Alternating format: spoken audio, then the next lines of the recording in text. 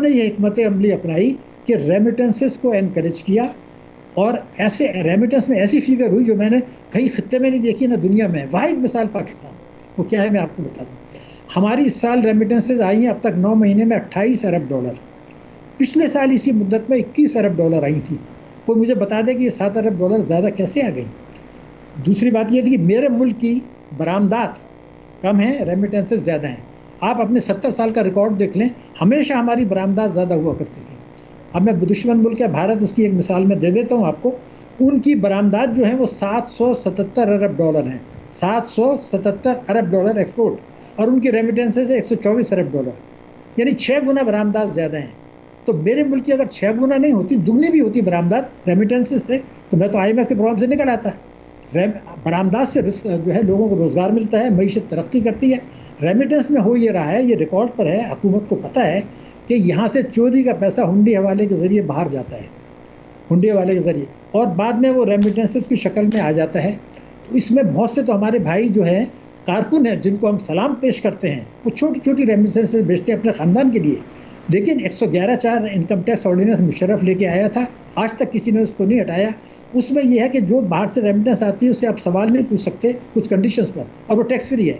हर $1,00,000 की, मैं एक फिगर दे रहा हूँ आपको, हर $1,00,000 की रेमिटेंस जो बाहर से आती है, टैक्सों की मद में उसमें $40 लाख रुपए का हुकूमत को नुकसान है। तो अगर $10 अरब की ऐसी रेमिटेंसेज आ रही हैं, तो फिर ये आपको टैक्सों का क्या हाल हुआ आपने देख लिया। तो मेरा कहना ये है कि कोई और मिसाल बता दें, बांग्लादेश देख लें, भारत देख लें, दूसरे देख लें, बरामदात ज़्यादा होती हैं। हमारे यहाँ भी बरामदात की बात की जाती थी, अब इन्होंने क्या किया, रेमिटेंस बढ़ा के और कहते हैं जी करंट अकाउंट हमारा सरप्लस में आ गया। अरे भाई, करंट अकाउंट सरप्लस की बात आप छोड़ दें। मैं आपको ये बता रहा हूँ कि मैंने पिछले 2019 से अब तक की फिगर निकाली है।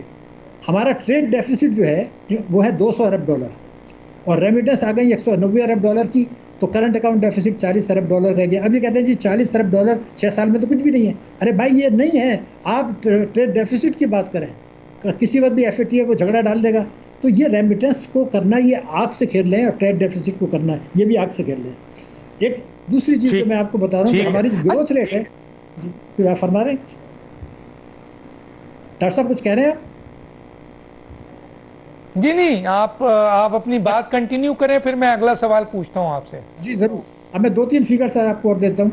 1980 से आप देख लीजिए 2018-19 तक हमारा ग्रोथ रेट रहा करता था 4.75%, 5% से कम, जो भारत से भी कम था, बांग्लादेश से भी कम था, श्रीलंका से कम था, जब मईशत तरक्की करी। अब ये जो 6 साल गुजरे हैं, इसमें ये आ गया 3% से कम। तो ये 3% से जब कम है, इसका मतलब ये कि गुर्बत भी बढ़ रही है, बेरोजगारी भी बढ़ रही है। इतना तो कभी नहीं था। तो सवाल ये पैदा होता है कि जब आपका ग्रोथ, आबादी बढ़ रही है 2.5%, और ये भी 3% से कम है, तो जो 26 मिलियन बच्चे हैं वो तो स्कूल कभी भी नहीं जाएंगे, इसलिए कि आपका तालीम का बजट आपने कम कर दिया।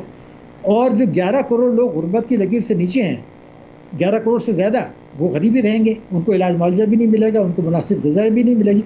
तो आप ट्रेड डेफिसिट और अफराती ज़र की फिगर को उछाल रहे हैं। ज़रा ये बताइए कि आईन पाकिस्तान में नहीं लिखा कि 16 साल तक के हर बच्चे को लाजमी और मुफ्त तालीम देना हुकूमत की जिम्मेदारी है, 25A, और वो 26 मिलियन बच्चे नहीं जा रहे, दुनिया में सबसे बड़ी तादाद, हमें उसकी परवाही नहीं है।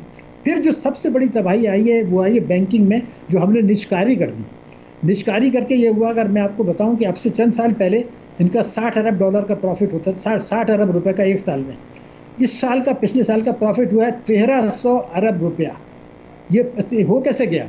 हुआ ये था कि 2008 में, मैं अगर आपको एक फिगर दे दूं, ये स्टेट बैंक की मेरी नहीं है, अगर बैंकों ने जो सरमायाकारी की थी वो थी 1000 अरब,